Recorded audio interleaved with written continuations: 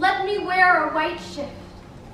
Let me hide behind bushes where red berries grow and sift the ashes of sunset.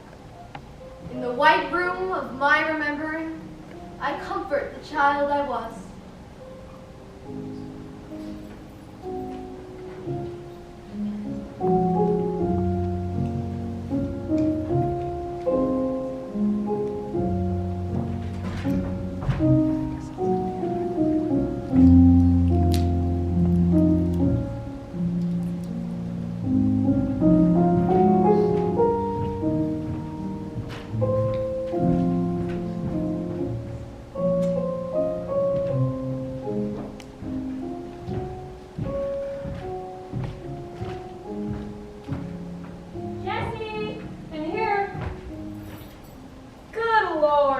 Not what you expected? Not exactly. I know. Probably mice in the cupboards. Probably. Your mother? Yes. She was lovely. Yes. Cobwebs. Cobwebs hang like curtains. What? From a poem. This windows.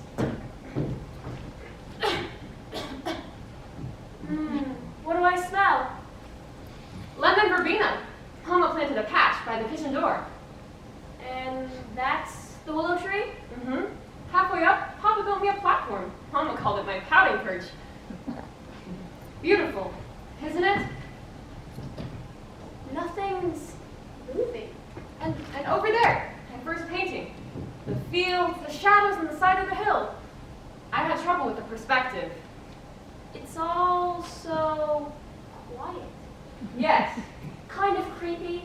It wasn't quiet when Papa was here, and Mama was always singing. Oh, Maggie, I remember riding across the field with Cajuns. Okay, the house is run down, but there's plenty of property. Shouldn't be hard to sell. Sell? Isn't that why we're here? The bulbs need separating. And there's Papa's studio. Studio where? Behind the maple. It looks like a chicken coop. It is a chicken coop. How quaint. Grandpa was a farmer. And your pa was a queer old duck. These cobwebs, where do I find a broom? In the kitchen closet. It's all so... Shabby? Yes. There. That's better. Ready to head into town? Yes. Mama's chair. You ready? I'm not sure. So what's with the chair? I'd forgotten how it creaked. We should take it with us. And out there, Papa's studio. Oh no, the chicken coop stays. Come on, Jess. What is it? Well, I used to think that maybe someday. What? Maybe someday Yes? Let's pick strawberries. Good Lord, let's! One doesn't pick strawberries, Jessica. One buys them at the market. But down by the fence, piled strawberries. I don't see a fence. Across the field, I still can't see it. near the woods. Over there? That must be half a mile. That's half a mile on a day like this. We'll move our stockings. We'll take them off. I didn't drive all morning to come down here, take off my stockings, and pick strawberries. We're here to find a realtor. Come on, I want to sit myself down by the berry patch and wait. For what? For something. Anything. For him? Expect him to come walking along? No? These flagstones are dingy. When Mama was here, they were snowy white, and the copper Needs polishing? But nothing's changed, not really. Papa used to say that the leaves shouldn't fall far from the tree. I wonder what it would be like if I stayed. You wouldn't have your paintings on exhibit. You'd have red hands and a broad behind. Let's find a realtor and head home. Home? Home! The place where you turn over a pillow and don't find a hole in the slipcover. Maybe home's a place where you do find a hole in a slipcover. And an old bow across the field. Jesse, the man's a farmer. He owns an orchard. He still probably needs the door off his boots before entering the kitchen. Maggie, don't. Sorry. should have been here. When? When Mom was sick. You hired someone to come in. Wasn't I a peach? You had the exhibition. I should have canceled. Shall we put our feet up and share regrets? Fine. I'll start. Forget being a liar. Forget being a brat. I'm gonna have my teeth straightened. Want more? Jess. You go. Go where? To the village. Talk to a realtor. Not without you. I need some time. Take some time. I need time alone. To do what? I don't know. Cut some of Mama's yellow roses and take them up to the cemetery? Burying people in the backyard is creepy. It's the family cemetery. My great-grandfather's buried up there. Papa used to say that every bit of life needs its own bit of earth.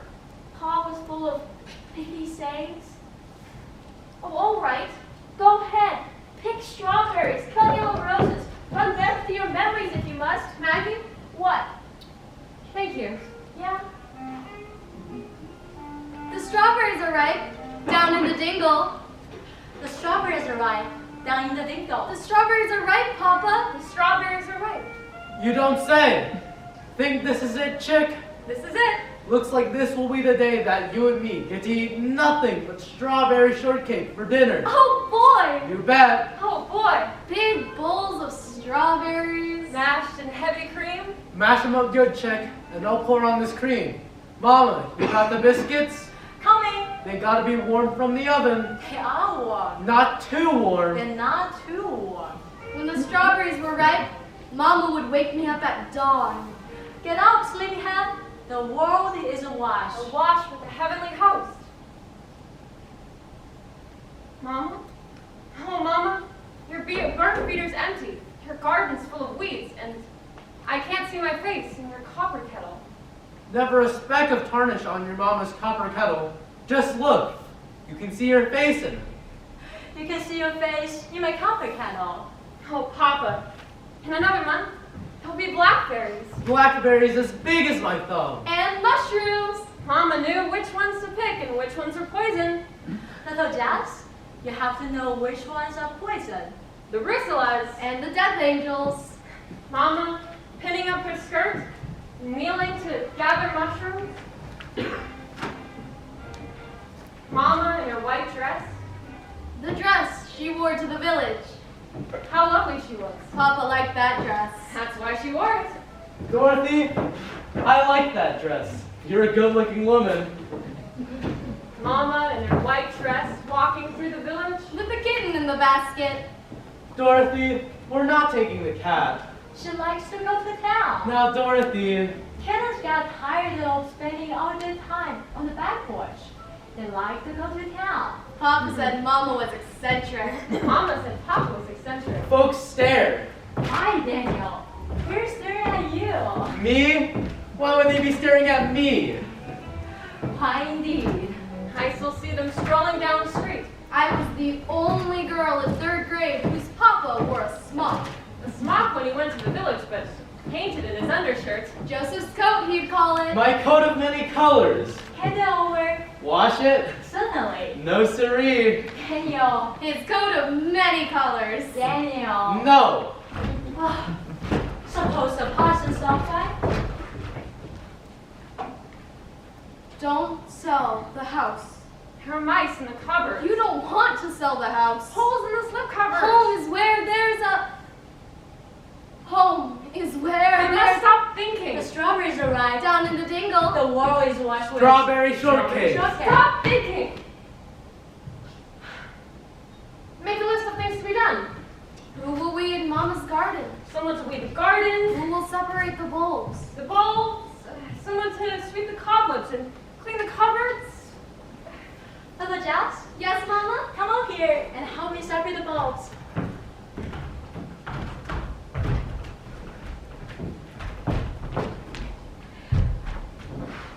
Carefully. We separate the bulbs really carefully. Listen, that's right, good. Put on the ground. Yeah. Just look at me. Put on a clean dress, and we will get all of those dirty clothes. Come along, little Jess. Your pal will be coming for lunch, and We don't want to look like something that's sunk to the bottom of the creek with someone carrying. The roof on Papa's studio is rotting. The rainwater will ruin the canvases. Someone said put a new roof on the studio. Daniel, that is not a big place to spend your time. I like to work in a coop. Your undershirt covered with paint? When he went to the village, he wore this red silk scarf. Mr. Culp would come out of his barber shop just to watch Papa walk down the street. Nice day, Mr. Culp. Nice day for a haircut. Good man, Mr. Culp. Oh, would you look at that, Missy? Looks like we're passing by Mr. Bodine's pharmacy. Why don't we take a step in? Mind if we sit ourselves down at the soda fountain? Uh-huh. What do you think, chick? Think it's time for a cherry coke? Oh boy! 2 cherry cokes. Actually, make that 2 large cherry cokes. Oh boy! Miss Bodine likes to chat with you, Papa. That all work you do, he will say, how's that all work coming? Happy to say I sell some. Sell enough to buy my little girl here a large cherry coke. The ladies coming on the pretense of buying scent, so they can see that red silk scarf. And the little ones peek around the counter to see the man who wears a smile. You children stop staring. Not nice to stand and stare. No harm, Mr. Bodine. It's the silk scarf I wear. They probably haven't seen the light. Happen to have a pocket full of pennies. Take one, each of you. That's right, just one. Only need a penny to buy a licorice stick. Isn't that right, Mr. Bodine? Only need a penny to buy a licorice stick. Papa, What is it, chick? I'm gonna be an artist, Papa. I'm gonna be an artist, like you. And when I come to the village, I'm gonna wear a smock, just like you. That right? Uh-huh. My little girl, going to be an artist? Yes, Papa. Then it looks like I better set up an easel next to mine down in the shed. Teach how to get the nose in the right place. You won't be painting portraits if you can't get the nose in the right place. I'm gonna be an artist, Papa. I'm going to be an artist just like you. That right? And have an exhibition. That right? And be part owner of a gallery. Well, well. Take off our stockings. Don't sell the house. Stop it, Jessica. Stop thinking. You don't want to sell the There are house. mice in the cupboard. Call a plumber. The toilets don't flush. Having the house would be a comfort. It would be a headache. The garden is full of weeds and the bulbs need... The walls of Papa's studio are splashed with crimson and viridian. Jesse, Yes, Papa? come on out here. Found you an easel. Papa! I'll put it right here, next to mine. For me? Well, who else? What shall I paint, Papa? Oh, well, I'm not going to tell you what to paint. Well, that's a start. Little Jess, Yes, Mama? I don't want you to spend all your time in the old chicken coop. I'm painting the willow tree. Papa says my perspective's all wrong. Perspective's not right, girl. Take it back and do it again. Yes, Papa. Do it until you get it right. Yes, Papa. Painting a willow tree may be fun, young lady, but no marries a woman who doesn't make a pie. I don't want to get married. Of course you do. I want to be an artist. I wanted to be a poet, but I was told a woman's place is in the kitchen. But Papa says everything's changing. Come strap your heads. We're having a party.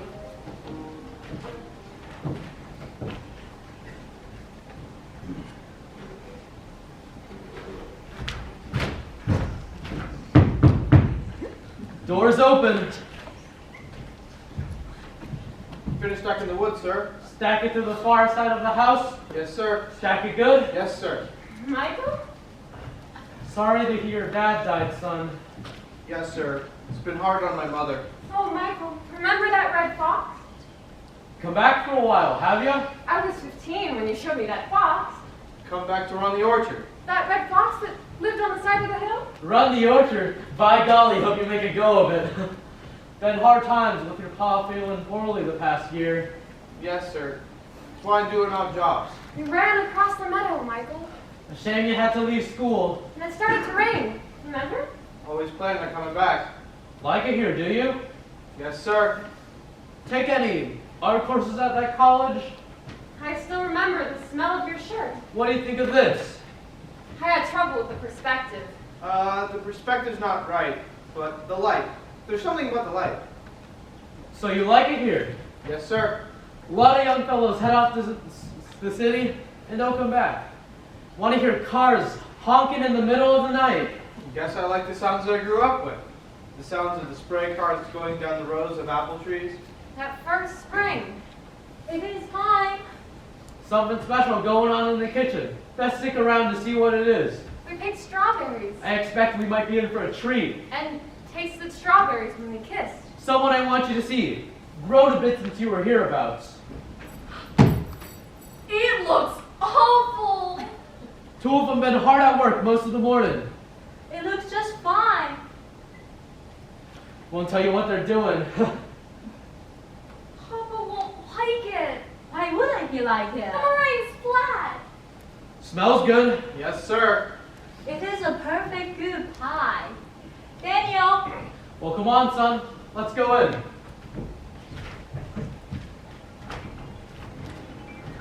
What is it? you can see. Ah.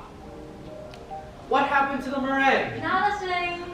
Oh, it looks peculiar. It did look peculiar. He doesn't like it. Just made that pie. You should have said something. I didn't think it was necessary.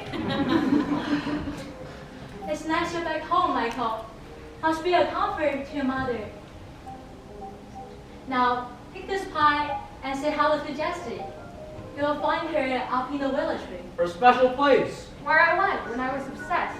I guess we all have that special place. I expect we do.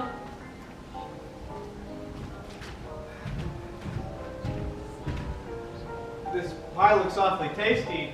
I have a bite, but I got my hands full.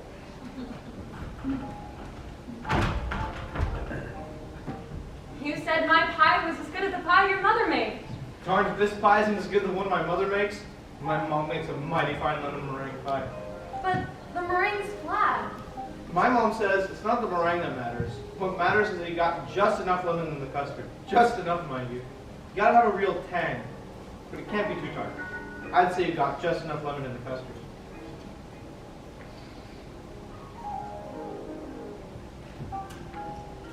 Look over the meadow. See that hill over there? The little old red fox got a hole over in that hill. Ever see it? Well, why don't we go take a look? Go ask your mom. I'm 15 years old. I guess I don't have to ask my mama if I want to take a walk. Well, if you're 15, I guess you don't. But it looks like rain. Aren't afraid of a little rain, are you? Heck no. You kind of like walking in the rain. Me too. Race you to the creek? Okay. What do you think of Jessie's pie? Not bad. She doesn't seem to have the heart for cooking. Better heart tacked up on an easel.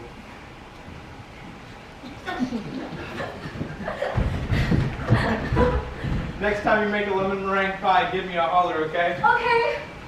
So I baked pies and hollered across the meadow until I was forced. You were 17, and I was all scrawny legs and in love. What a wonderful lemony summer it was. Wake up, Jessie. Wake up. Mama? Happy birthday. Birthday. It's your 16th birthday. Come see the newborn deer. It's like still wobbling. Wake up, sleepyhead. Michael? Happy birthday. Birthday?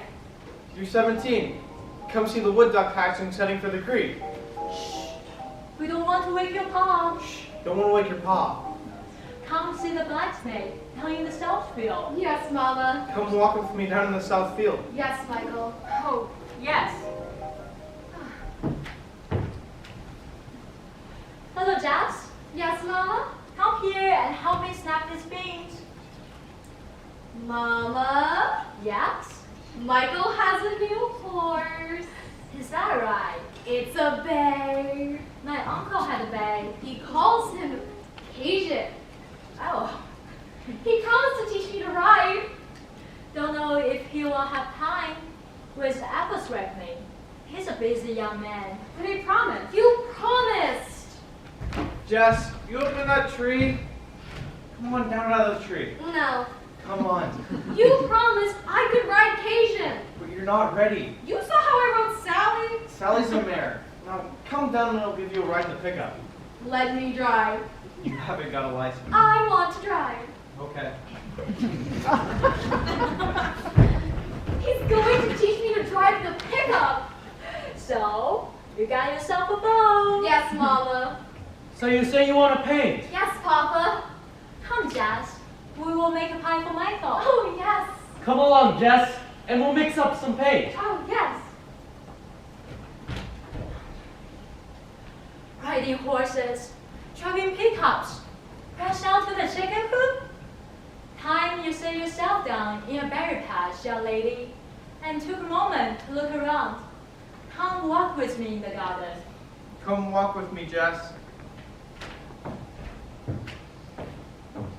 I don't know what I would do if I couldn't walk in the garden. It's nice walking across the fields after a hard day's work. Catch that light before it fades. Smell the raspberries in the rain. I want to see the things the way you see them, Mama. I want to smell raspberries in the rain. Littlest things take on a shine when you stop and take a second look. But you got to set yourself down in a berry patch and wait. Wait for what? Nothing special. Nothing special. Whatever comes along. Oh, Mama, it seems I've spent a year just sitting in that berry patch and looking at whatever came along until everything took on that shine. Mama! Mama, come here. You have it, honey. You have it. You have the whisper of snow on the branches. Come into the kitchen. We're going to celebrate. You're 18 years old. I expect that's old enough to have a glass of wine. Papa? Not bad. The perspective's a little... But it's good, isn't it?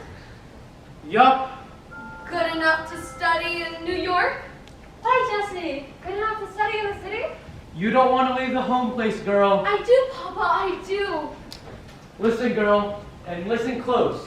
You're country born. Every bit of life needs its own bit of earth. Wildflowers don't grow on a windowsill. And young ladies don't go off to the city by themselves. Oh, but Mama, everything's changing. Stay here and study with your pa. Pa's old-fashioned. Stay here. Pa's old hat. Won't see these fields, these woods. Papa, I Won't see the blue October sky. want to be an artist. Want to see Queen Anne's lace growing by the side of the An road. artist, Papa, just like you. Queen Anne's lace. I've forgotten. Some things don't transplant easy, Jess. Tear out their roots and the wilt like a day lily in a 1-inch pot. Still set on going? Yes. Suit yourself. Oh, Papa!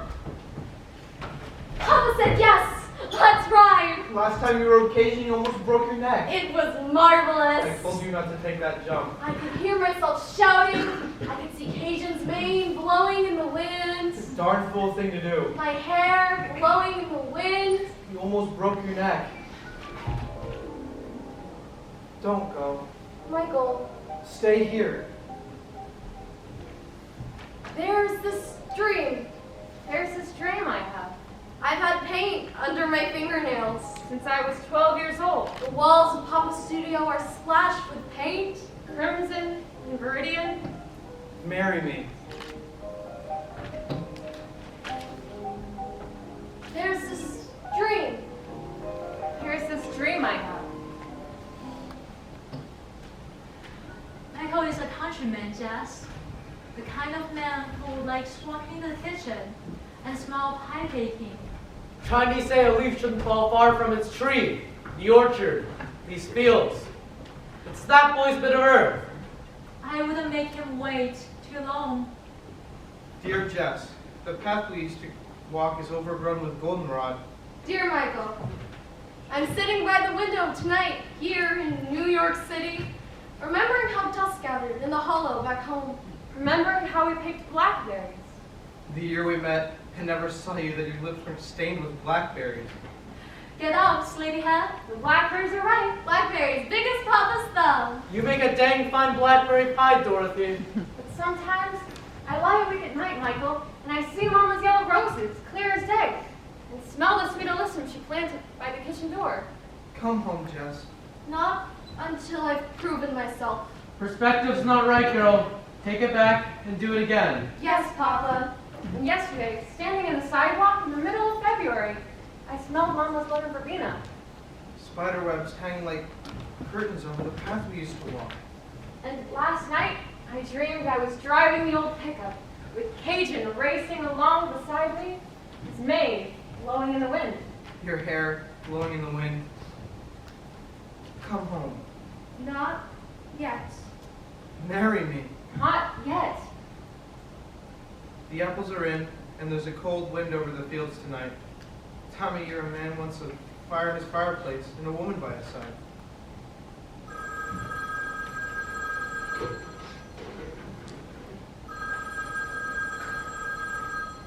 Hello? Jess, honey, Mama? it's your Pop. Papa? You best come home. I'm coming, Papa. Hold on, Papa. I'm coming.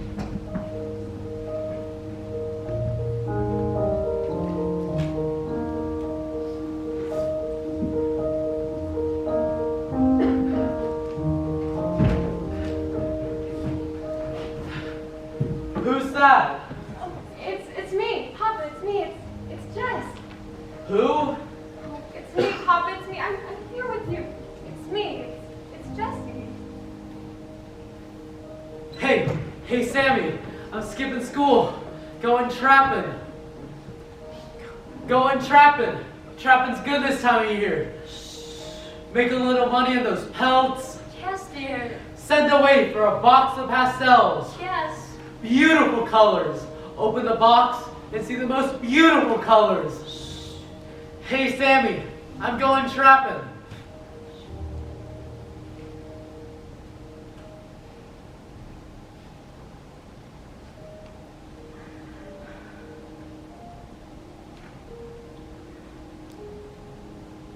I see your Pop. Why did I stay? See him the way he was? Well, he was a little boy. Help in the river. Here, you have the daffodils.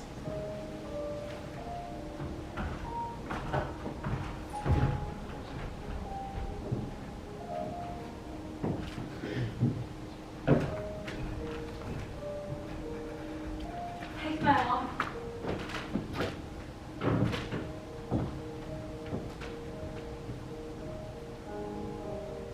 Gentle Savior, hear my plea. Suffer him to come to thee. Amen.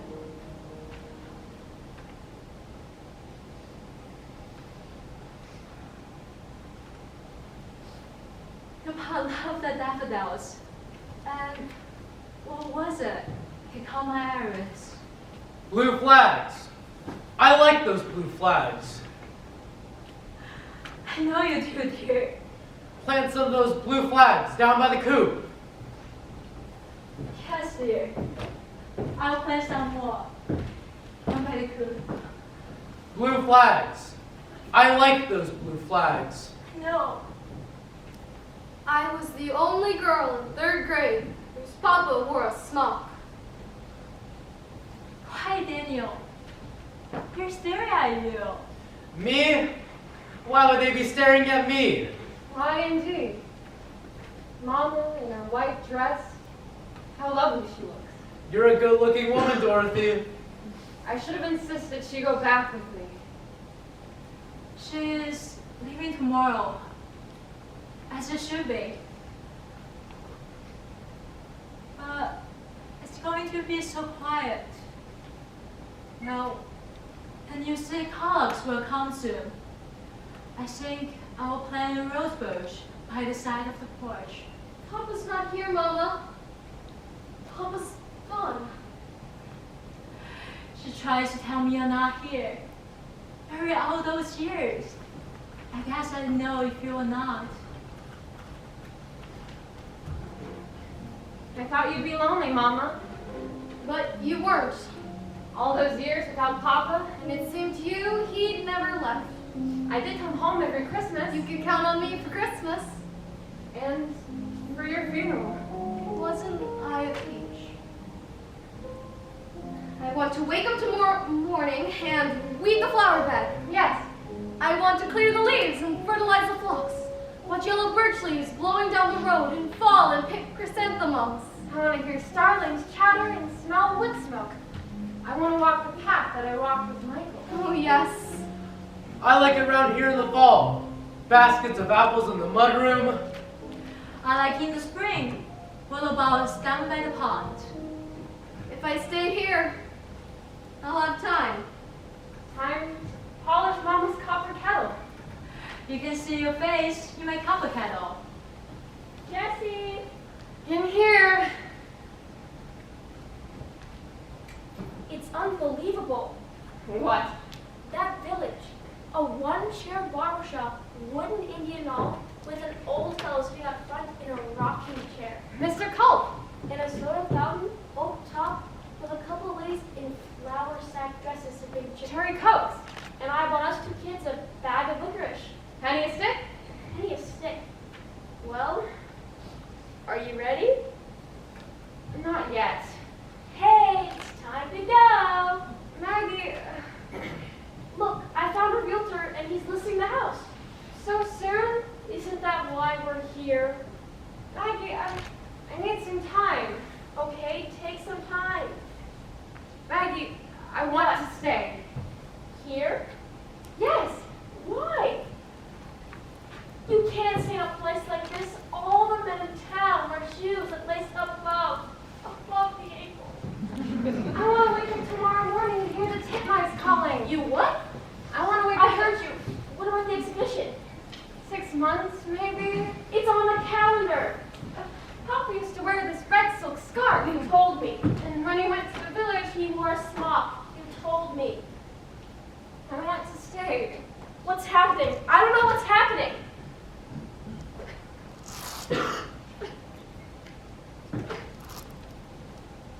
Oh, Jess. Will you water my African violets? No. Turn on the thermostat? No. Please?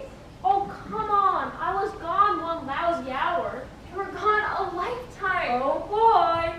I'd sit up in that willow tree. All summer. I know. And there was this horse. Great. His name was Cajun. So? I used to ride him. So? That's all. That's all? That's why I had to cancel the exhibition? Because there was this horse. Yes? I drive back by myself. Is that it? And I eat this by myself? I hate licorice. Maggie, What? let's pick strawberries. You've got to be kidding. Let's. Oh, hell. Why not?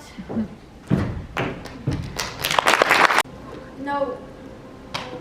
Let me start again. I take photos. It's important, I think, to record things. To remember how things are right now. Later, people will want to know, will wonder and think about days past, so I take a lot of photos of everywhere and everyone here in town. I'm not an official photographer, although there have been political grumblings from time to that effect. Does the town need an official photographer? Or an official poet?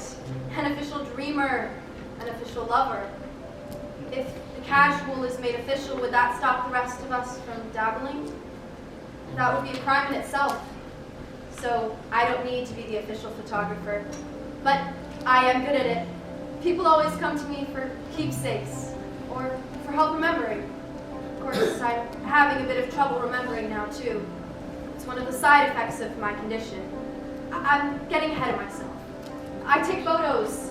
I can't stop time, so instead I have photos up in a lot of public spaces. For historical record, for art, maybe. I don't know if it's art. I just help people look at things sometimes if they're open to it. You can call me Suzanne, or the photographer. Hold on. Stay still. Yeah. Turn your head just. There, you're very photogenic. You too. Show me your sadness. Good. A smile. A sad smile. And now joy. Good. That's great. I want to remember this. And maybe you will too. So if you need anything, probably I'm the one to ask.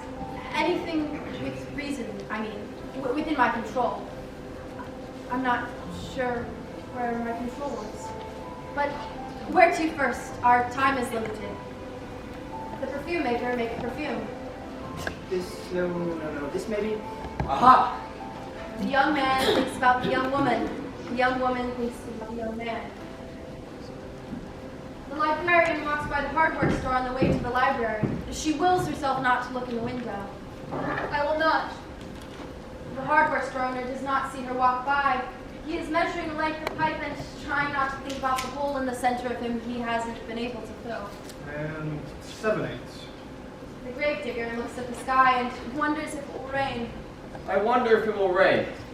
He scans the gravestones, looking for ghosts, but he sees none. The history professor and mystery novelist both enter the kitchen at the same time from different directions. They both reach for the coffee pot. Oh, you go ahead. No, I insist. The young man thinks about the young woman.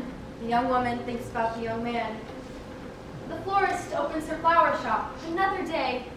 She is optimistic. I think. Yes, I think. Why not? The perfume maker sits in the diner at his regular table. Today, he thinks. Today. The waitress sees him come in, but she does not get up yet. She does not reach for a menu. Not that he would need one. In a minute, she'll get up, or two. Today. He thinks. Another day. She thinks. When the librarian goes to the grocery store before lunch, there the hardware store owner is looking at radishes. She ducks behind the heads of lettuce. The young man thinks about the young woman. The young woman thinks about the young man. Have you been to Harry's place yet? It's a local landmark. We'll go there. Yes?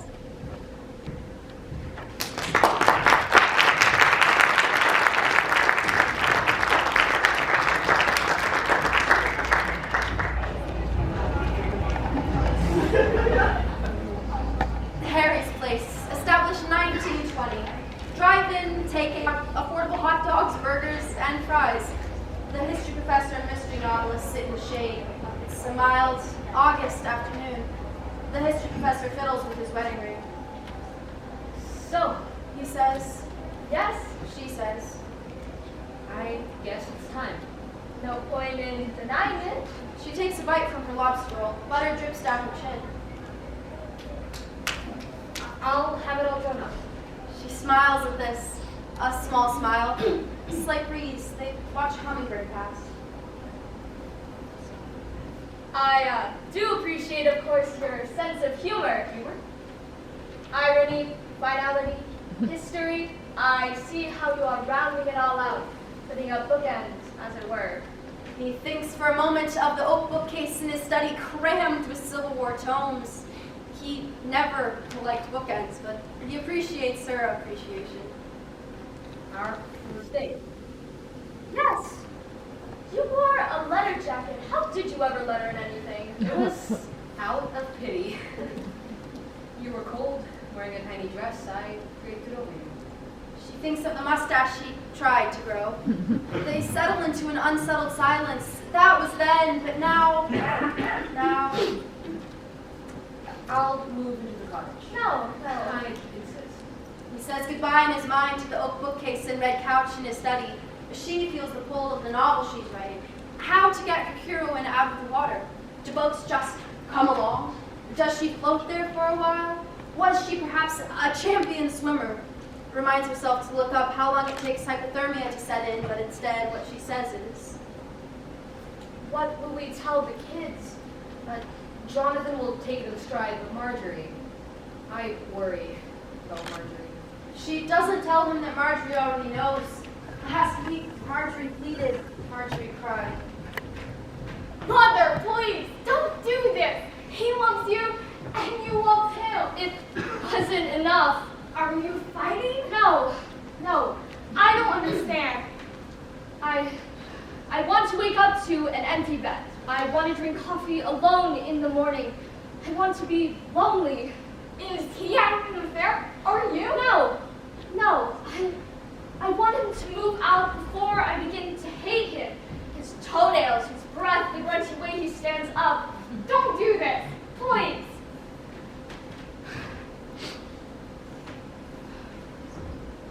It will be civil when we see you. It is all very civil. We will come visit together, maybe.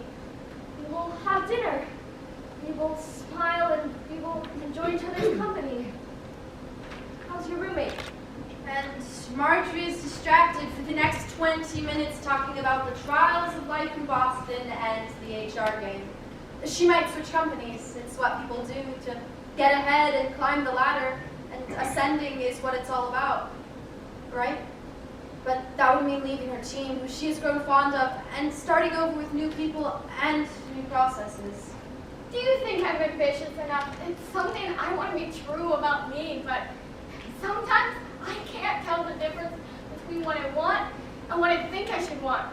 What do you think? And then she becomes aware of how dull she must sound to her mother, how unartistic, how grounded.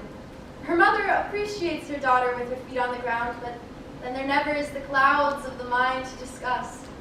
That much they don't share. But the mystery novelist asks questions to show she is listening, like, How was the transition to the new software? How did you feel about last quarter? and Marjorie knows her mother is trying. Did she try in her marriage? Marjorie cries and pleads and cries. No! She feels sorry for herself and imagines she now comes from a broken home. She looks at the beanbag chair and remembers when her parents helped her move in. Was there tension that day? She isn't sure. She makes microwave popcorn and falls asleep to Casablanca. I'll tell Marjorie. And a weight he didn't know was there is lifted off his shoulders. I'll say something to John. And like that, the plan becomes all too very real. I'll leave tonight. Pack a few things. Next week I'll be back for more. There is no rush. She says, but she does not need. How was your burger? Oh, it's good. It's good. They're always good. He thinks of Gettysburg. Maybe this year he'll make the reenactments. Where did that tin cup go? He looks at his soon-to-be ex-wife. He fiddles with his wedding ring. Supposed to rain later. I'll leave tonight. She feels the relief of his impending departure. She is able to better taste her food now. It doesn't stick in her throat. It melts. She savors it. His lips are chapped and the ketchup stings just a little. Oh, I have to stop at the pharmacy on the way back. Notice, she doesn't say on the way home. It is a house they no longer share. Let's move on.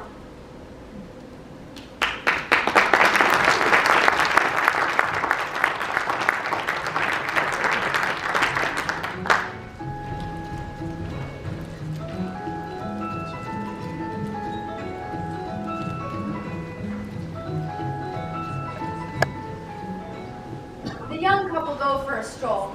She does not realize that it is more than a stroll, but she senses something stirring in him, unfamiliar. She says nothing. He is upset, perhaps anxious. This makes her nervous. Is he angry at her? A misunderstanding. Did she speak too sharply earlier when she was hungry and irritable? She can't remember what she said. He is unaware of the tempest in her mind. He has an important question to ask. He reaches into his pocket to feel the ring marks. By trickery, he got her best friend to find out her ring size. Try this one on. It looks so good. Bye. The young woman did not suspect. Even now, she thinks his silence means the opposite.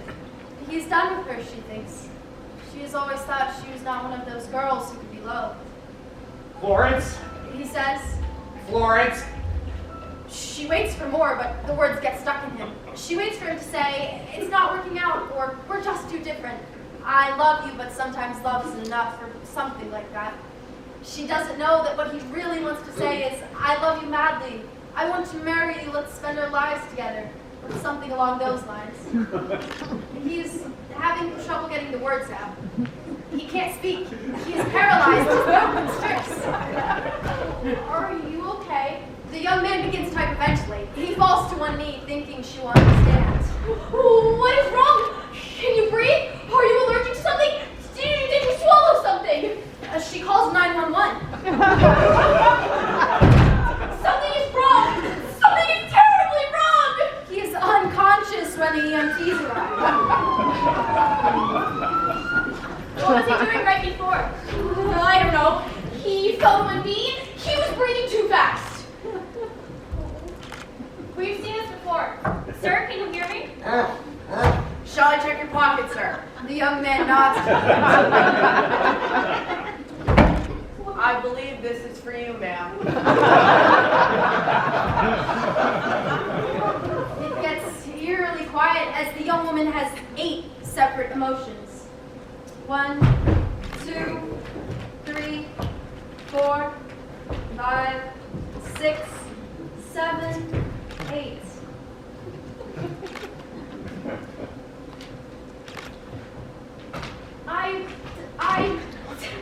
I think that's a yes. The young man finds his voice again. It had been in the ring box the whole time. Will you? Yes, Robert, of course. Yes. Young love.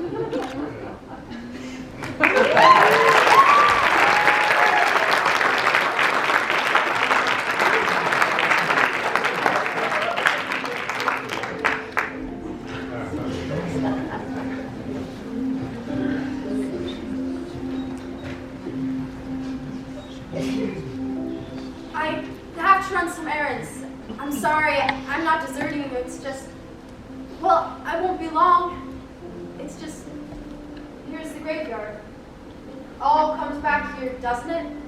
We tried to avoid it, but none of us. Anyway, the hardware store owner.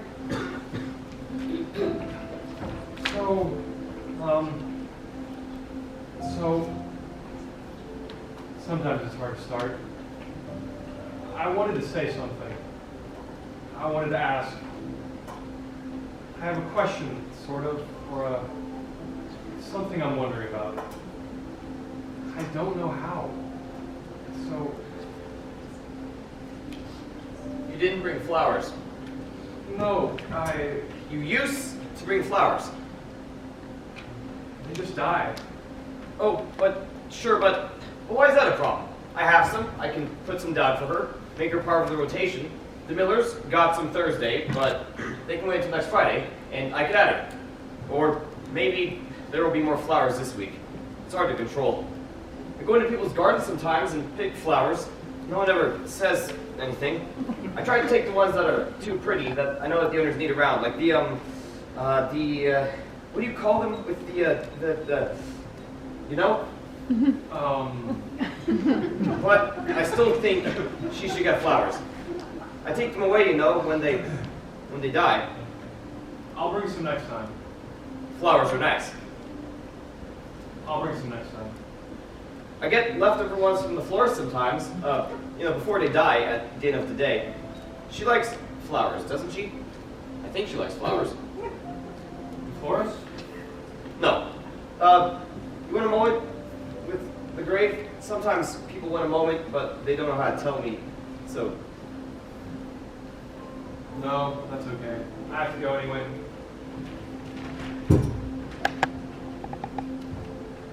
It's okay that you didn't bring flowers. And it's okay if you didn't want to say anything. I'll let her know that you stopped by. What? Well, she's not here now, but I'll let her know that you stopped by. Okay. Okay. Thanks. I'm trying to build the courage to say something. Soon, maybe. I don't know. Everything's on its own time, or that's what people say, but, well, there isn't much time. Okay. Tell your mother I said hi. I will do that. Looks like I'm gonna have to cut the grass early this week. But maybe I'll wait on it. No point in cutting the grass early if there's a grave to dig. Think anyone died? I hope not. Never ends. But not every day, so there is that. Lunch. Maybe I'll have lunch. Is it too early? What time is it? Okay, well, you take care. I don't care if it's too early. Oh, there you are. It was just here, your husband. My widower. He's harder to remember. His edges are fuzzy. Does he seem like he's fading to you? Well, I don't know about that. I'm just saying he was here. He was hoping to talk to you, I think. But, well, he can't hear you, not like me. When was the last time you shaved? Please, don't do that. I don't like having my photo taken. I'm sorry, I forgot. You always do that. I don't like it. I said I was sorry. Okay. I'm gonna pick up some flowers for your grave tomorrow. You like flowers, don't you? Yes. I thought so. Is there a particular kind that you like or don't like? Peonies? I don't know what that is. I will treasure whatever you get. Yeah, but, well, you don't mind that they die? No. Everything dies. Yeah, I don't know if that'd be a problem either. Everyone likes flowers. It's something nice I can do. It is. Some things I can't do, but I can do that, so I do that. Everyone appreciates it, Earl. Okay. It's been nice spending so much time with you. I know you don't have much of a choice, but That's not true. well, it's been nice having you around. I mean, well, I'm not good with words, but It's been nice talking to you too. right, that's what I meant. It's been nice. But you know, eventually, one of these days, sooner or later, you'll have to move on. It's the natural way of things. I don't know of a lot of things, but I know it's the natural way. Say what you have to say to him, and then, well, I'll miss you, of course, and I'll, you understand what I'm trying to say, right? Does this grass belong to you? I'm sorry I didn't mention before I was dead. Does that matter much to you? I still have a perspective, but this isn't about me. It's about them. I'm pretty sure. This is Earl. 5 facts about Earl. 1. Earl can see and hear ghosts. 2. Earl's father died when he was 5. No one ever talked to him about it. It took 3 more years until Earl realized his father, who tucked him in every night, was no longer alive. 3. People pity Earl. They forget him. They don't think of him much, and they don't think much of him. 4. Earl lives in fear of a sentient robot uprising. Consequently, he shuns technology, owns no phone or computer, refuses to drive any car made after 1985. And 5. Earl is deeply, madly, and totally in love with me and has been since the 2nd grade. Earl is having a lot of feelings right now.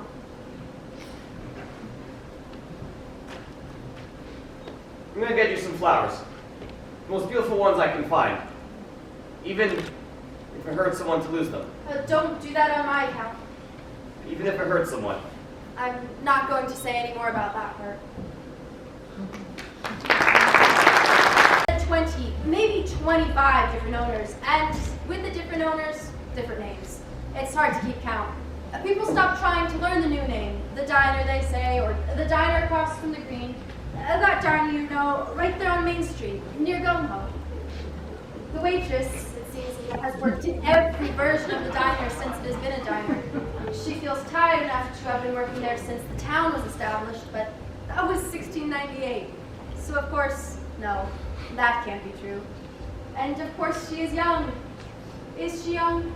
She is ageless. The perfume maker sips his coffee. The waitress has refilled it at least 6 times so far. Today. He thinks Today, after one more cup of coffee. the perfume maker has something to say to the waitress, but he isn't used to saying things to people. He works alone in silence. When he works, he looks up and he hasn't eaten. He looks up and he hasn't slept. The perfume maker likes to work. He creates new scents and sells them to companies that make perfumes and sometimes lotions and sometimes bath gels or soaps. His nose is valuable and his abilities are more valuable. He is terrible at everything else. The waitress is a good waitress. She's not terrible at everything else. Everything okay? She says, but she thinks, Why are you still here? I want to kiss you. He thinks, but out loud he says, Fine, fine. and stares at his coffee cup. The perfume maker comes to the diner every day for lunch. He sets 3 alarms so that he will not miss lunch. Need anything else?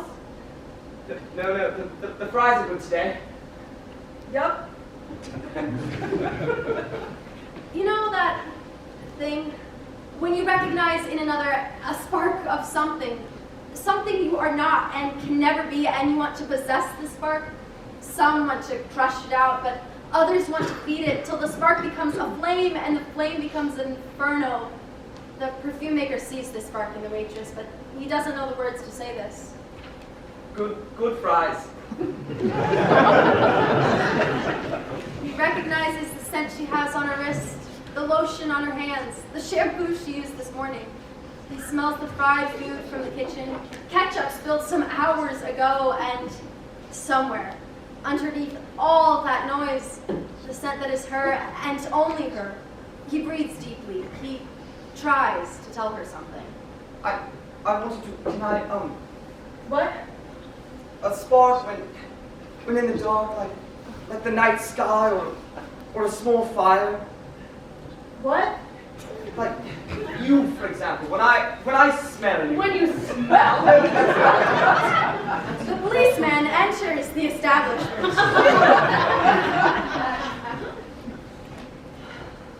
Hello there, stranger. Hey, not so strange.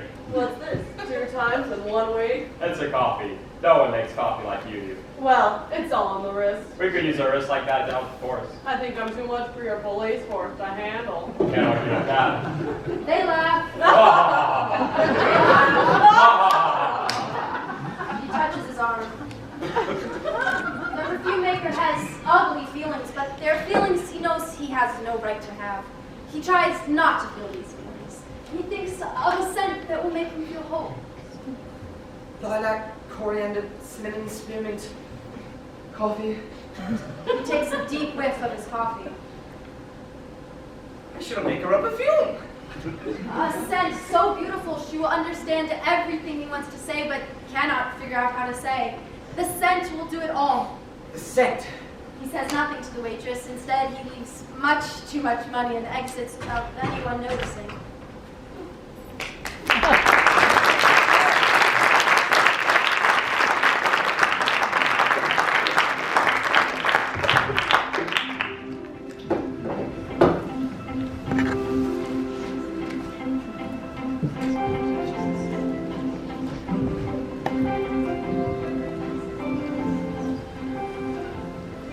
Is not someone to waste time. Here, she is picking out her bridal bouquet. Not this one. No. No. No. It must feel inevitable. It must feel like forever. The florist is always a little misty when the brides come in. Each year they get younger and younger, and the florist gets older and older. It doesn't matter. It's fine. She thinks, it will be me next year, and a wave of anxiety overtakes her. What if not? What if tomorrow? What if never? She can almost taste those lips, can almost smell, but not now. She is at work. Do you have a color scheme? I just want perfection. Of course. What time of year? Different season, different flowers. Of course. There are decisions to be made. I guess. I don't know. It has to start out right. Do you understand? The young woman is feeling constricted.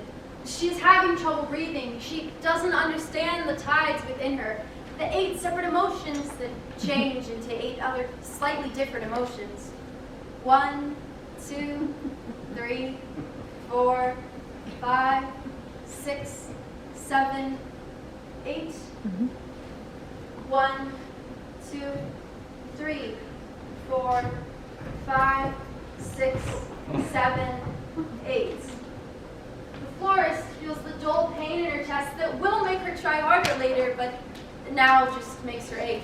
She feels this and only this and barely registers the young woman. Are these all the options? There's another book. Oh, I need to see all the books. If it can't be perfect, why do it at all? Love? What? Because of love. The florist thinks about love, about need, about loneliness. She wants to equate love with not being lonely, but she knows that can't be right. Love. Love. The florist thinks of a certain individual and tries not to think of this certain individual. It just has to start out right. Do you have any suggestions? Of course, what would you like? No. You're not helping me at all. I need some fresh air. The florist has seen this before and is unfazed. The young woman runs out of the flower shop. Outside, she doesn't feel any better. The florist feels immediately better. She knows what she must do. She must. Yes. The young woman does not know what to do. I will go to a different flower shop. In Salem, in East Edom, in Moodus, in Chester, in Little Hangleton, and in Big Hangleton, in Willamette, and in Portland, and in Chester. She thinks of the anti-anxiety pills in the very back of her sock drawer, but why should she need this now, at the happiest moment of her life? The florist smiles with a renewed optimism. The flowers die a little with every passing second.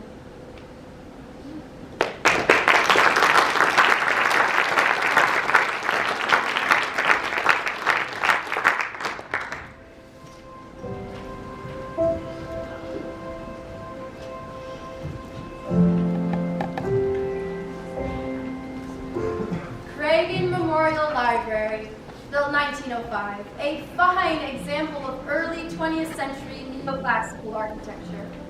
No one talks about Dr. Cragen much, not like they talk about Pierpont Bacon or Stephen Austin or Jonathan Colton, although I guess everyone will be forgotten eventually. The librarian looks up at the light bulb that has gone out. Darn, it's easy enough for her to put it in order, but there's an account at the hardware store, and it's important to support small businesses.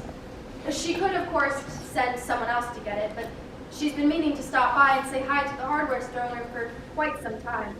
She's been intending to do so for the past 2 years. It's about time. She imagines how easy it would be to walk through those doors. This is the part of her that imagines a braver version of herself. Tomorrow, she will be thinner. The lines will disappear from her face. She will clean the bathroom thoroughly, and she will go to the hardware store. But why not now? Why tomorrow? Every day is tomorrow, and tomorrow, and tomorrow. Tomorrow. She's been tomorrowing in one way or another for the past 20 years. Best not to think about it. There are always books to put away. There is knowledge and imagination, and then the young man appears. Hello. He says, and... Excuse me. Sorry to bother you. And... I was hoping you could help me find something. Of course. I'm looking for a book. Well then, you've come to the right place. I'm looking for books on marriage, how to have a good marriage, what to do, what not to do, how to be a good husband, how to love the right way. Not fiction, mind you, or the things on the internet, more like old knowledge, the things that our souls know that long ago were shared by word of mouth generation after generation and translated into 1,000 languages, but have been forgotten. Maybe some of the new science too, but not pseudoscience, not a series of essays written on deadline by someone who does not know enough. Knows how to write, but doesn't know how to think. Also, how to be a good father, not the trend, not the sexism, or maybe some of the sexism, but the kind which is easily recognized as such. I feel like I'm finally trying to start my life again with the right person, and I want to try not to make too many mistakes. I want to be happy, or if not happy, the other thing that we're supposed to be, of use, worthwhile, honest. I want to be vulnerable, and love completely. You go by that? Let me see. The librarian is quietly astonished. I should be more like him. The young man wonders if he said too much. Perhaps he could have found it all on the internet or in an online catalog. While he wonders this, the librarian hands him a stack of books. Well, okay. Here they are. There's just a few of them. Take these home and read all of them. They'll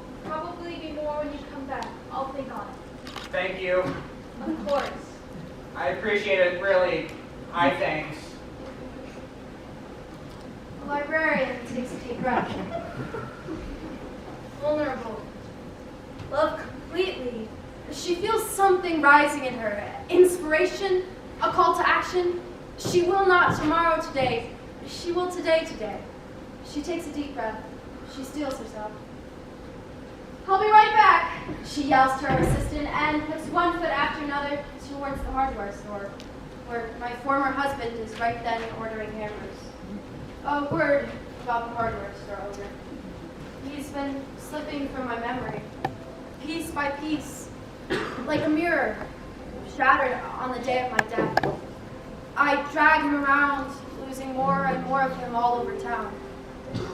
Yesterday was the pieces of our honeymoon. What color was the sand? Was there jellyfish or not? I'm forgetting breakfasts. Oatmeal, maybe. Bran flakes? A joke about a donkey whose meaning is lost. His mother's name. The size of his hands. Every day he is more and more like a character from a novel I read. A fictional story I'm forgetting and can never read again. Did he have gold fillings? Was there an instrument he could play? Even the love is fading as it expands. I love him because he is human, and less because he is you. Maybe because I am less and less me. It is a symptom of my after death. But enough. More life, more things to see. Pity does not become me.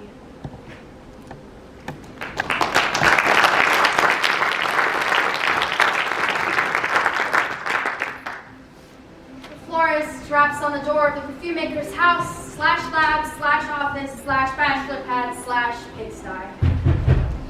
He is working, of course. No, not for her. It must be special, like her, more electric. You must take the more that she is and make it more still. He imagines the waitress's scent. He breathes deeply. No, not now. Perhaps he does not hear me. The florist knocks louder.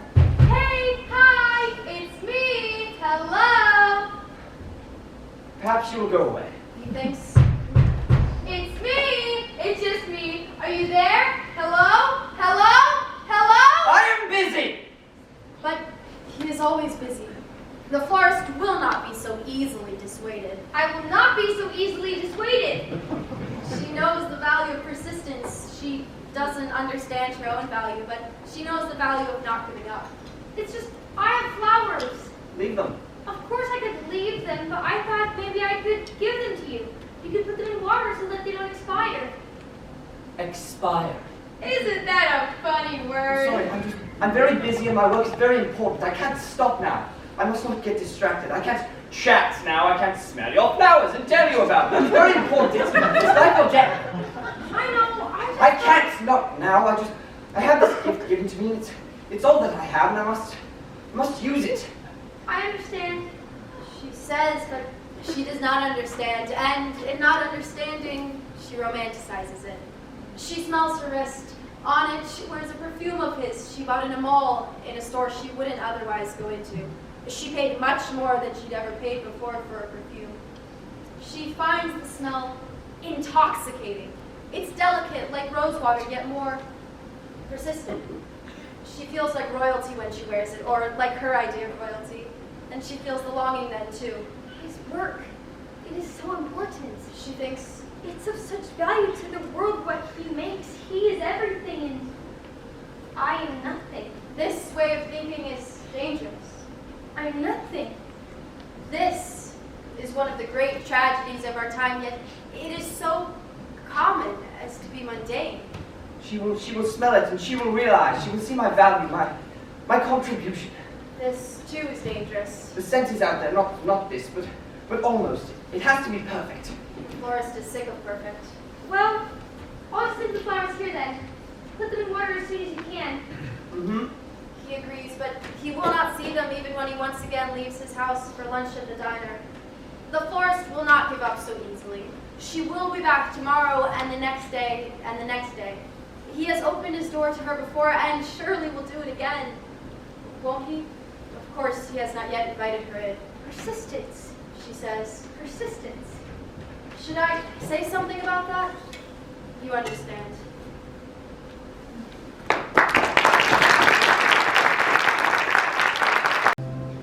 So, here we are. If I'm honest, I have to admit I've been avoiding this place recently, but here we are, the hardware store. The librarian lurks outside. She thinks about entering. It's just a light bulb. It's not a big deal. She reaches for the door handle. The hardware store owner looks up. Their eyes meet. Oh, I, Renee. Charlie. She should have expected this, but then there is history, isn't there? Stack one decade upon another, a few years here, a few years there. Perfect. A prom. In the gymnasium in the high school named after Pierpont Bacon. The prom theme was Parisian Nights. The prom song was Clear Eyes by Mr. Peter Gabriel. I'm here too, but you can't see me, but I see them. We all do. They're closer than they've ever been. She thinks about their future. Their colleges are not so far away. Weekends together, maybe some weeknights, and then graduation, marriage, children. She thinks of names for their kids. Sophie, Liz, Margaret. He thinks about later that night. He has to be careful. There is a basketball scholarship on the line, or else he takes over his family business. But what does he know about screws, drills, viscosity? Many other boys wish they were dancing with her.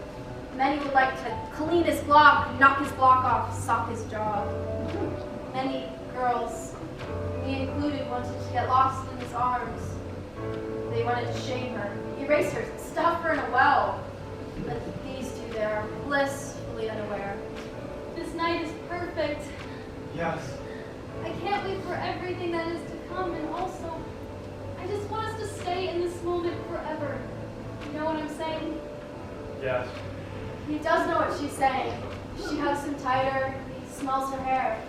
It seems like maybe, just maybe, this moment will last forever. But it doesn't.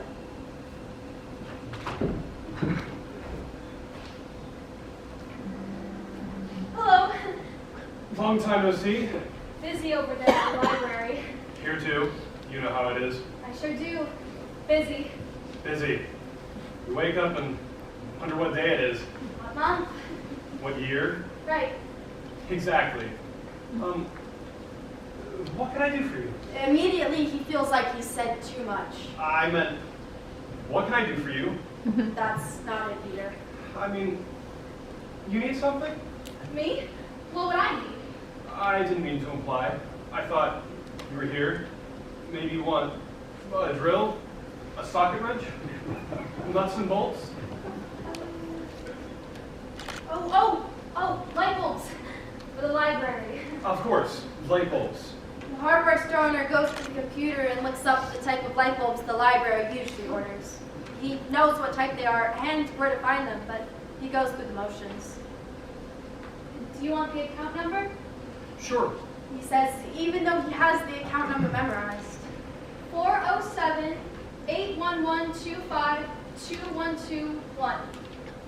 Got it. I like those light bulbs. They're really good. We sell them a lot. This isn't really the conversation either of them wish they were having right now. How did we get here? 2 weeks after the prom, there was a fight. Who can say what it was really about? A fear of the future, loss of control, worry, the problem of independent personalities. You are just like your father. You're like your mother. And you're a stubborn jerk. You're mean. Stop looking at me with those stupid eyes and that stupid face. What do you know about it? You're a slob. You don't ever understand me. You don't understand me. I wish I never had to deal with you ever again. Then maybe we should break up. We should. It was never supposed to happen, or it was never supposed to last long.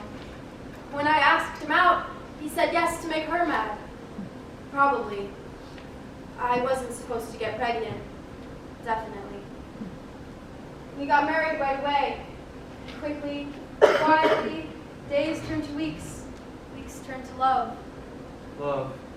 He turned down his scholarship and took over the family business. The future librarian went to college, and then my baby came. And she was stillborn. We mourned. Instead of driving us apart, we grew closer together. After 2 more miscarriages, we stopped trying. The future librarian came back from college, and then life, and life, and life. Until 4 years ago when I came down with bone cancer, and then 2 years ago when I stopped being alive. You find it? Incandescent. I'll have them for you in a minute. I've been meaning to stop by and say hi anyway. Sure. Hi. Hi.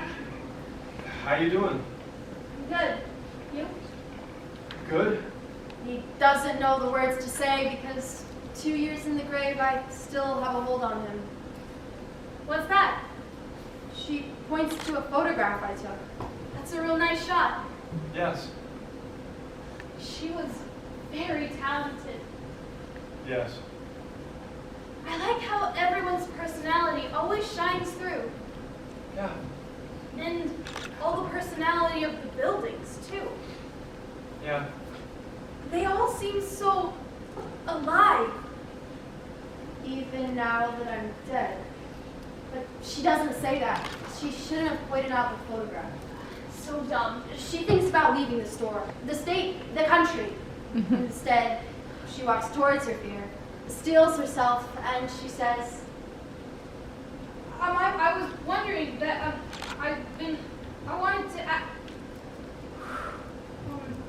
Would you like to go to dinner with me? Oh, you mean... That new Italian place. Just dinner? I know, but... in the silence, everything they can't say is said. I can't disrespect her memory. No matter what you think, it was love. There's never been anyone else but you. Not really. Not anyone. It wouldn't be right, even if it's only dinner. I feel terrible when I say I felt happy. Just a little bit happy when I heard that she died. I felt bad right after, but for a second I thought, I'm sorry. I can't. It wouldn't be... Not that... Things are just really busy now. Maybe another time. sure, of course, Busy. busy. Yeah, I just thought Another that. time. She leaves, trying not to let the hardware store owners see her face. Oh, wait, your light bulbs. But she is gone. I stay. Even though he can't see me, I stay. Even though it hurts me to look at him, I stay. Even as his edges blur, I stay. I stay.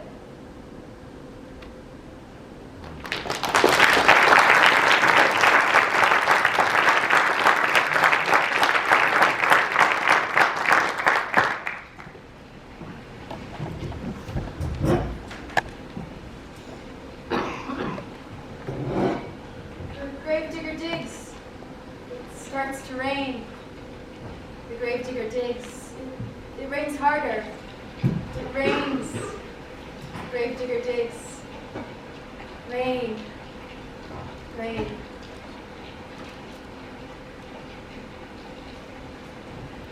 The rain stops eventually. It always does if you wait around long enough. I've become more patient. I find peace by staying put. I look at the photographs and... How are you? Everyone okay? That can be your Christmas card. I like that. That color looks good on you. Did you two come together? I'm glad you came to visit. Am I showing you everything you want to see? What next? I mustn't disappoint you. Or maybe disappointment is important also. Don't you think? Right. perfume maker.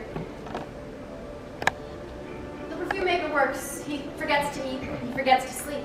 Somewhere is the perfect combination that will amplify the essence of the waitress.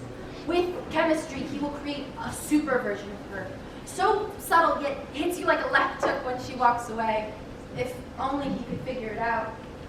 Almost. No. What? He works with a chemical fervor that drives him days past his normal stopping point. He is fueled by possibility. Maybe, or no. He continues to work. Outside, the florist knocks on his door, but he does not answer. Hey, it's me. It's just me. Hello? Hello?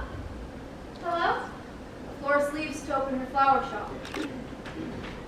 I wonder about work and about the difference between a calling and a job. About what we want and what we think we want and what we think we should want. I wonder about if we can ever know if we're really doing good or just what feels good. I wonder if love is the opposite of war. Is love something someone invented so we could feel pain more intensely? Or is it us really trying to be happy?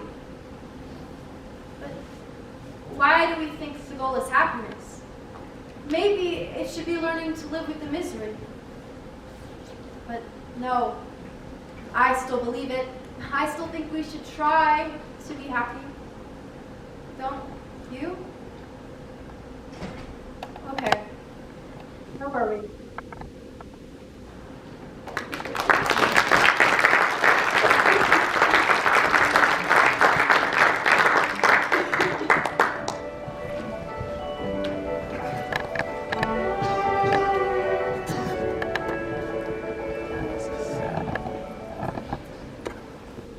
The grave digger selects flowers.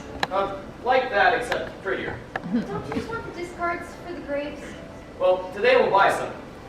I'll spend some money. Maybe I'll spend a lot of money. Are they expensive? Depends on what you want and what you think expensive means. Well, I have some money saved. The florist does not know what this means. Is this for a grave? Yes. No?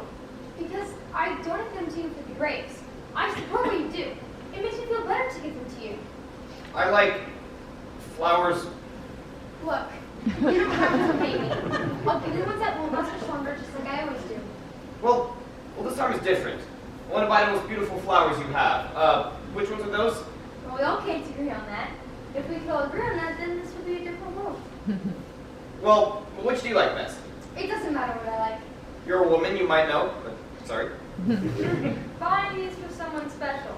Never mind that. Just which ones? The most beautiful ones.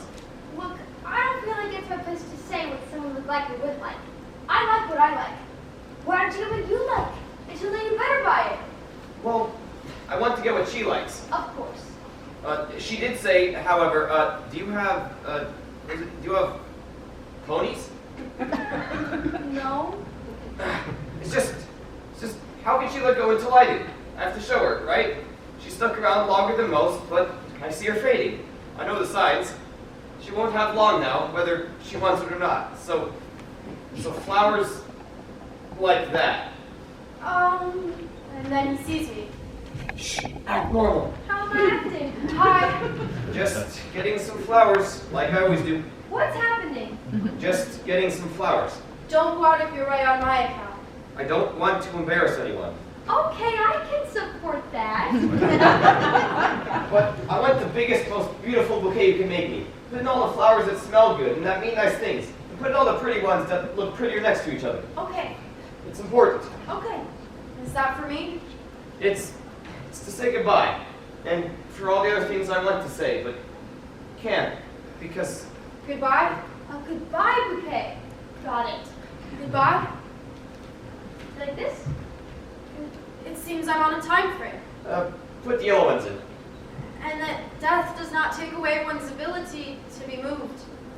I'm feeling 5 distinct feelings. 1, 2, 3. No, just 3. Let's move on. How about more like this? I need a minute. I'm sorry, need to stop for a minute. Maybe here are some photos I took.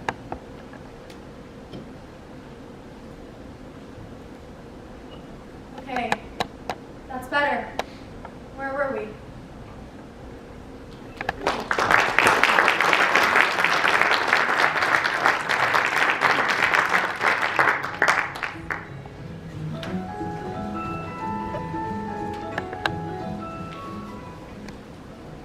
The town green. It's beautiful, isn't it? Quaint people say if they're not from here. If you're from here, you may stop noticing. It takes effort to not stop noticing.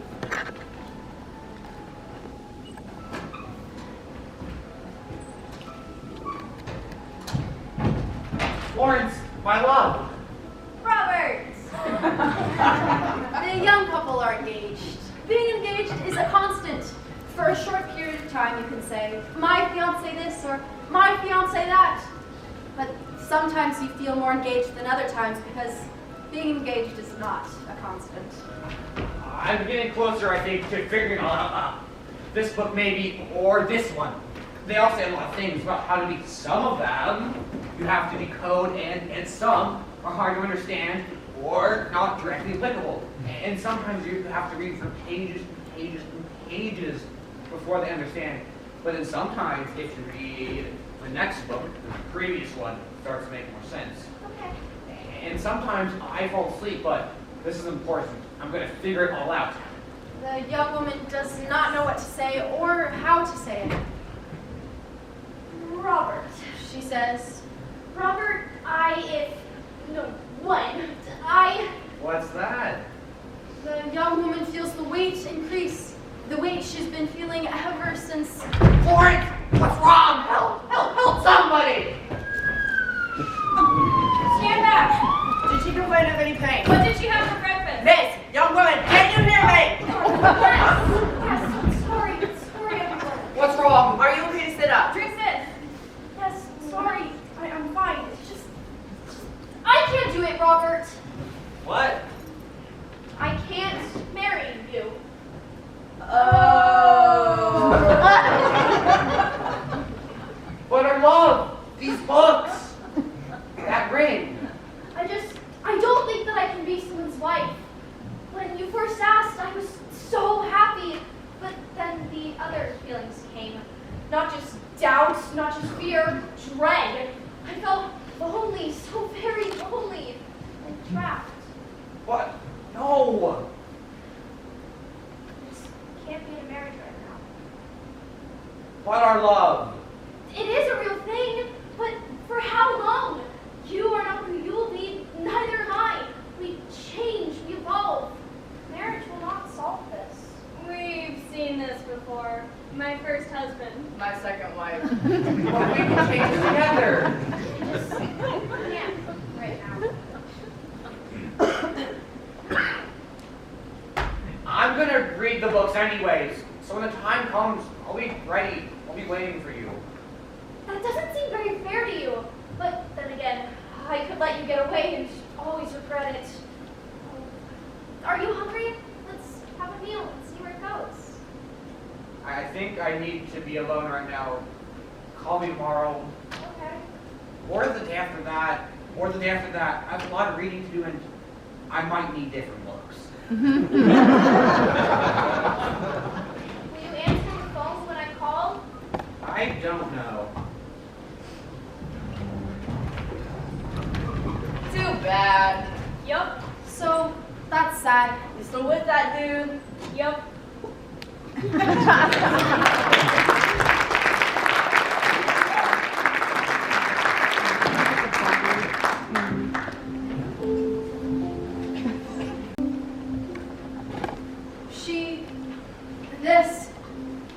So this is happening at my grave.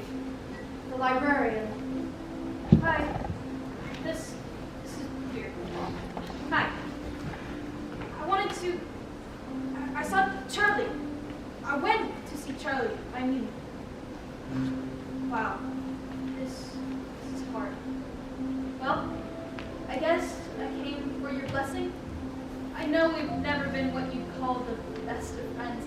Not that we any animosity. I understood. I wanted great things for you. Better than what happened. I mean that. I'm not bitter. I'm resigned. I have my tea. I have my books. I don't want an exciting life. I'm not complaining. But that's not what I came to say. It's been a long time. When I let him go, all those years ago. I guess what I'm trying to say is I want him back. That is, to get to know who he has become. But I feel like I can't do that if I don't have your permission, so I've come to formally make peace. So that he and I... Oh, what am I saying? He doesn't want me. He has his own life, his own ways. He could never work. Plus, he doesn't need more love. The love you had was enough for life. Wasn't it? I'm sorry. I'm so sorry to have wasted your time. Please rest. Peacefully. I'm sorry. Renee? Oh, hi, Earl. How's your mother? Good, good. She crochets now, so, It's good to stay busy. is it? When you came in, did you hear me talking to the gravestone? Oh, yep, I did, yeah. Silly, I know. She can't even hear me. Oh, well, she can hear you. She can hear you, all right. No, well, you see, the question isn't whether she can hear you. It's, well, whether she decides to... Stop! Look, I just record things, okay? I mean, don't ask me.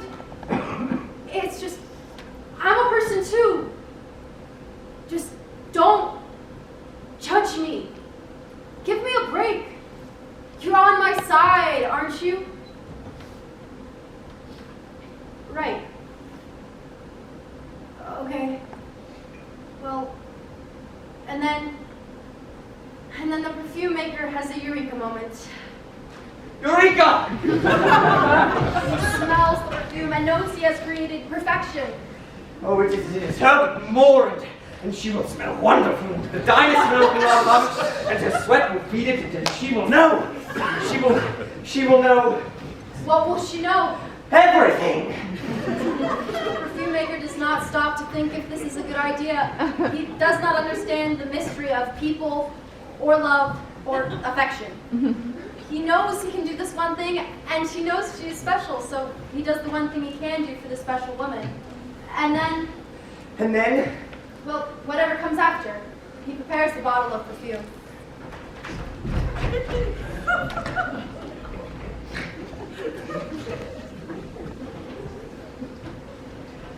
We need to talk. Not now. I can't, you can't be here. We'll talk later and figure it all out. But Later. you have to... Later.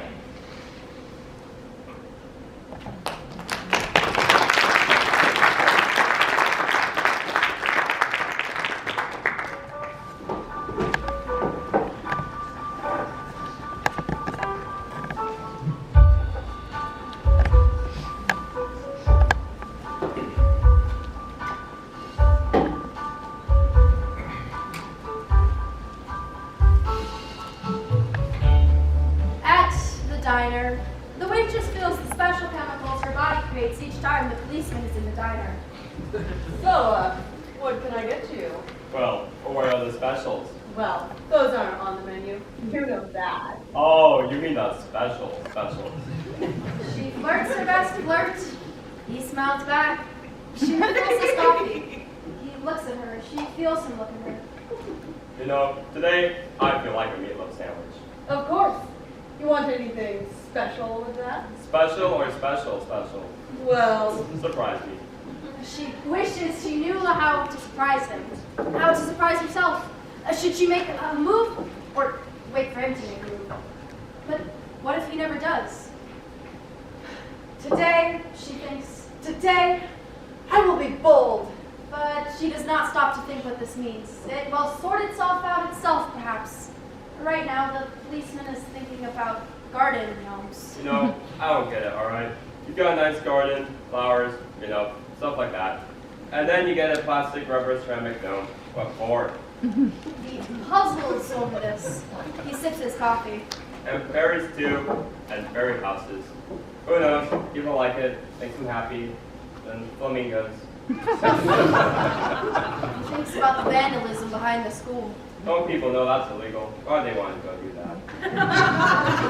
The complex nature of being human often confounds the policeman. The perfume maker walks through the doors. He does not know what to do. He thinks about getting up, thrusting the bottle of perfume in the waitress's hands, and then running out. But he stays seated. The opportunity maybe will present itself. He is buzzing with anticipation. He simply cannot wait for the moment. Nice day. It's okay. The usual? Yes. No. This day is different. Is it? I haven't seen you in a few days. Well, I've been busy. It's good to stay busy. I was making something. It is at this point the waitress feels an anxiety she cannot name, nor does she know its cause. Oh, do you make things, Martin? She asks and immediately feels like she's opened a jar she should not have opened. Why, yes, I make perfume. This is not what she expects him to say. In fact, He tries to laugh. What a lark, how casual it all is. I made a perfume for you. He fumbles with the bottle but finally places it in her hands. Oh, It's not a big deal. The waitress feels like someone's just handed her a bomb. I don't want. I mean, you shouldn't have. Oh, it was no trouble. I can't accept this. It's nothing. I wish you hadn't done this. You made it for me? No, I mean, yes, it fits your scent profile. My what? Your scent. He suddenly feels dirty, filthy. He sweats, and it's a sweat no scent can cover up. Right. Well, right. She doesn't feel threatened exactly, but she doesn't want to owe him. Can she kick him out? But that seems mean and unprovoked. So, what am I getting you? Usual? I have to go. Martin! No, not now. You just get out of my way. Flores realizes that no amount of perseverance will ever work. The sadness fills her. More sadness, more than she can bear, it fills to the top. She takes a deep breath. Then another. One more. And then her natural optimism catches up. She is free now. Tomorrow, something new. Maybe someone new. Okay.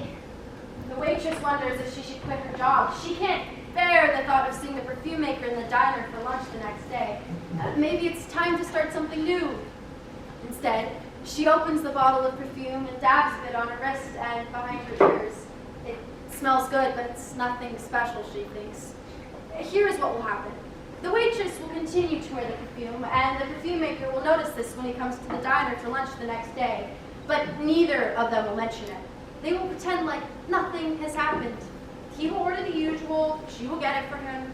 Maybe the quality of small talk is just a little bit better. But other than that, life goes on for the living. Right now, the policeman is wondering about his meatloaf sandwich. Jen, Oh, here you are. much obliged. The policeman does not know why, but he suddenly sees the waitress in a new light. She is beautiful. How did he never notice it before? She is charismatic and strong, and she contains multitudes. And she smells so good. Jen, about that special. When you get off. Oh, you mean? Can I buy a drink sometime? Or maybe dinner? Dinner would be nice. And dinner is nice. Many more dinners follow. That's a different story.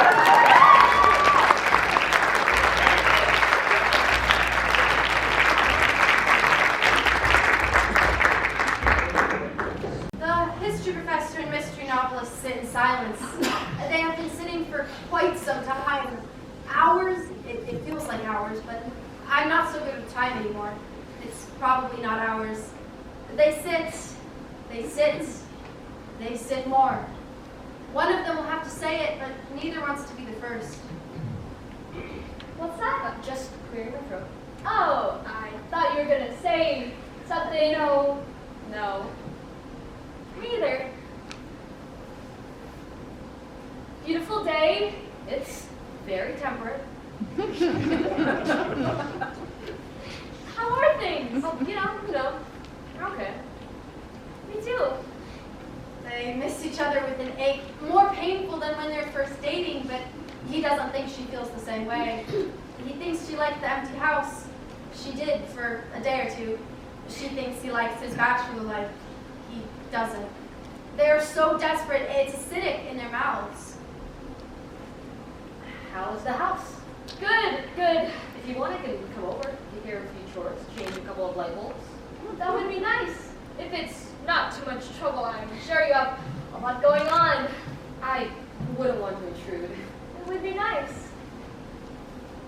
If you want, just for a couple of minutes, I don't have to stay long if you don't want me to. It's quiet in the house. You like it like that?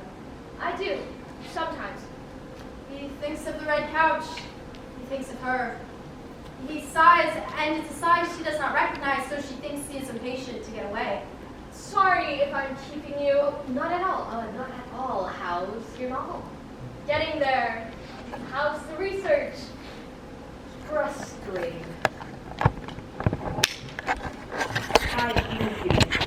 She didn't expect that. You do? It's time now. Time? It's time to go. But there are so many. When it's time, it's time. You can feel it, can't you? But I can't. I'm not ready. You can't argue with me about this. I mean, it won't do you any good. I won't do it. You're fading. I know. You've stuck around a while. They don't usually. But you're different.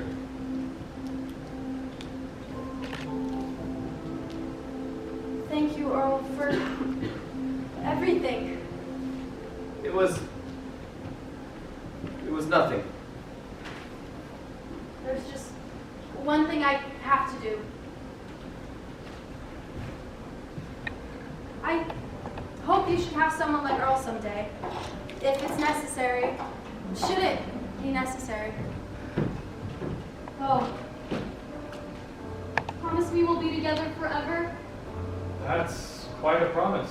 Well, it's easy. We have love. We do. Okay. I promise. We'll be together forever, We'll be together forever. even in death. What? If I die, keep loving me, no one. Okay.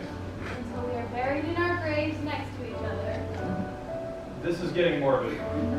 Just tell me you love me always and forever. I do.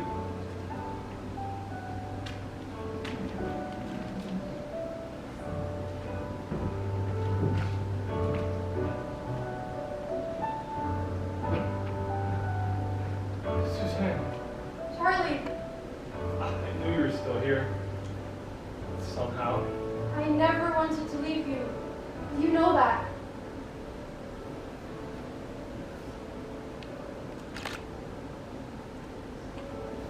I miss you so much it hurts. Me too, Charlie. Me too. Some days now I wonder what for.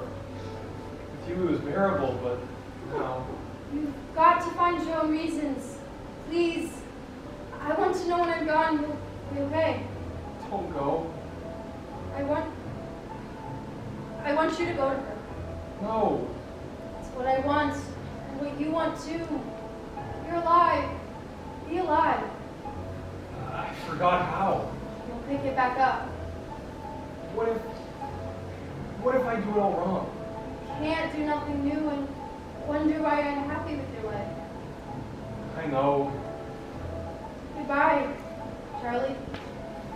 This doesn't mean I'll forget you. Bye.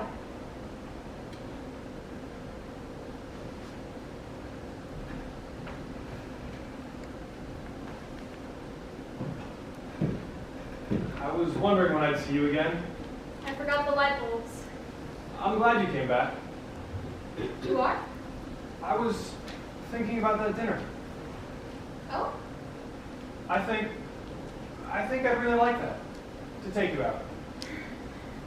Aren't we too busy? We aren't, unless you don't want to. I'd like that. It's been a long time. You're more beautiful now. No. It's true.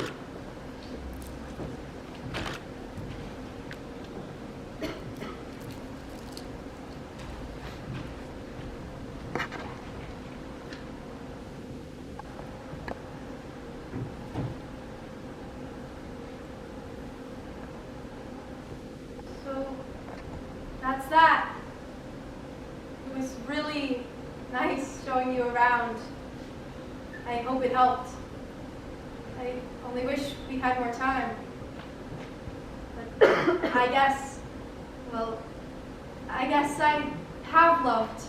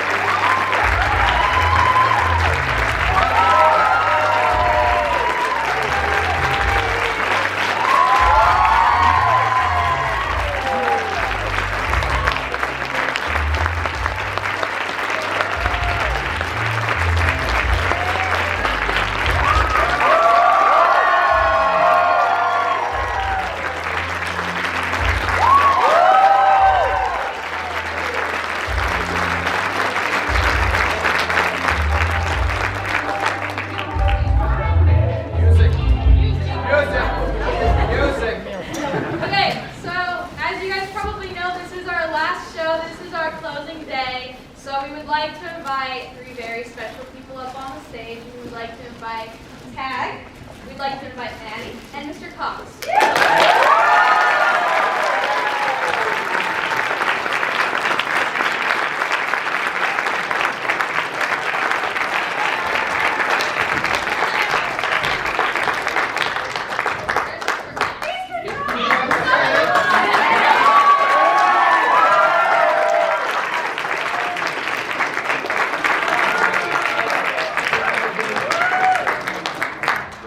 So these three people are very special.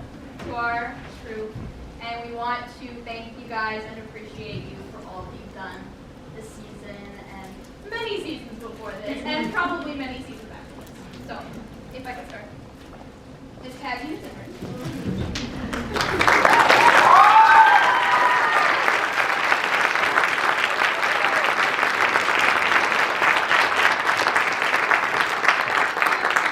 our director, our teacher, in some cases, and a true, genuine friend. And this woman does it all. She's grading papers. She's telling us what to do. She's staying up late at night trying to figure out how to fix things. And I'm so sorry we scared you. And we just love and appreciate every single thing that you do for us, because you make this a safe space for us, and you make this a place where we can call home, and that we can be happy, and that we can be ourselves. You've given us a family, and so we love you so much, Ag.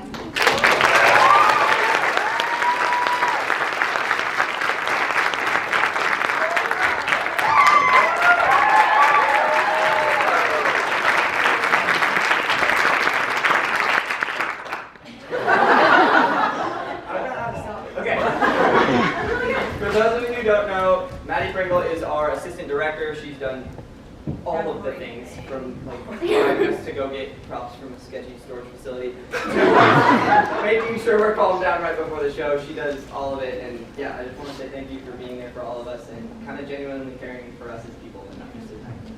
So thank you.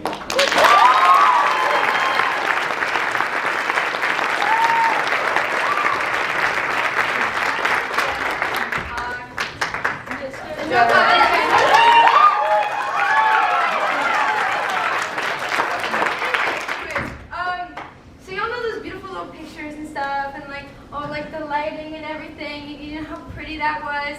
Well, we could have done that without this guy right here, and we also could have done a lot of other things, and some of the techies as well. We could not have done it without him. He's the mastermind behind it all. He has given up time in his schedule to come help us. He's also the IT. What do you do? He helps the students with their Chromebooks because those things kind of are poopies sometimes. Mine's still broken, but so we just want to give a huge thank you to Mr. Cox for everything he's done for us in the theater department. So yeah, thank you so much.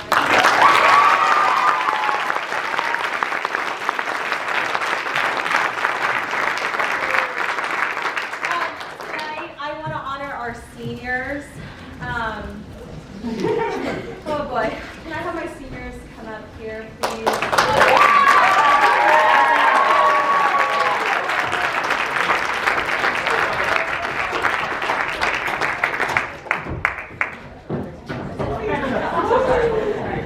A couple of them, actually it's their first time acting ever. Mr. Highland, right here.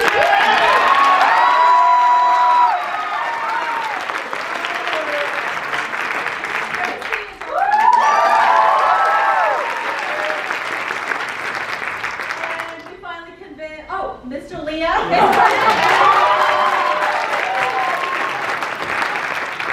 Started as a super fan, saw Annie 4 times. He figured we'd fold him in.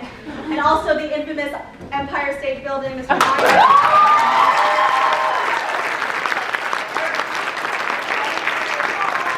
We also have our veterans, those last 3 over there who've been since their freshman year. Andre and Peyton and Miss Quinnaby, and well, maybe Jack wasn't acting, but he was part of it. Can I get Lauren and Beck up here, please?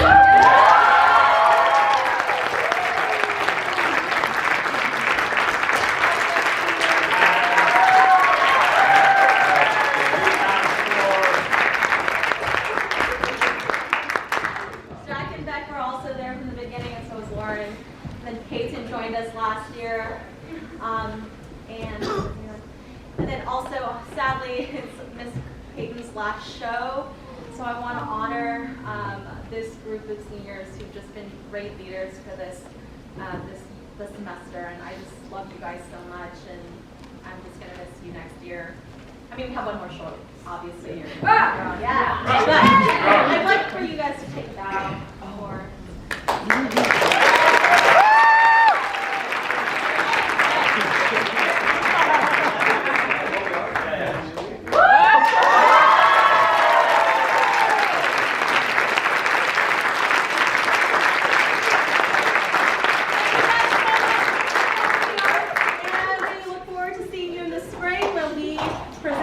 night in the style of New Orleans and some jazz in the 1920s. So please come see that. All right. Thank you.